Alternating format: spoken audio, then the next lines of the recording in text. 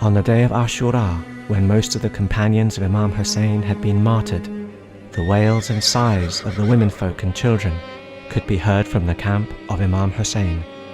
Given that most of the family members of the Imam had not had access to water for 3 days, their thirst was becoming more and more unbearable.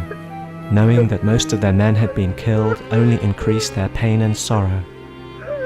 During this moment, Lady Zainab, the sister of Imam Hussain, called upon the Imam and asked him to see the state of a young suckling baby. This baby was the 6-month-old son of Imam Hussain.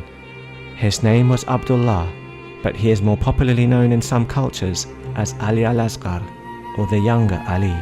As Imam Hussain came to the tent to see the state of his child, he saw that the child's mouth was extremely dry, and all he needed was a little water to quench his thirst. Lady Zainab asked Imam Hussain to take the baby and to ask the enemies to at least give the young child some drops of water. The innocence and suffering of the baby was, after all, incontrovertible, and it was a natural assumption that the enemies would have an ounce of mercy in their hearts and quench his thirst. The Imam took this child in his arms and carried him out of the tent. He presented him to the enemy soldiers and said, "O people, you have killed my companions, my friends, and my household, and now only this infant has remained who is wailing for water. If you do not pity me, at least pity this young one. Give him some water for quenching his thirst." The Imam, as a father to this child, must have been in utter agony and gloom. He was looking at his baby crying from thirst, and yet was unable to get him some water.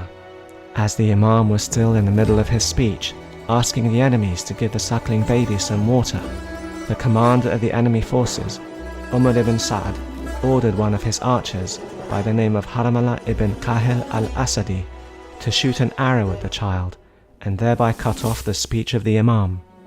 This accursed man obeyed the orders of Ibn Sa'd.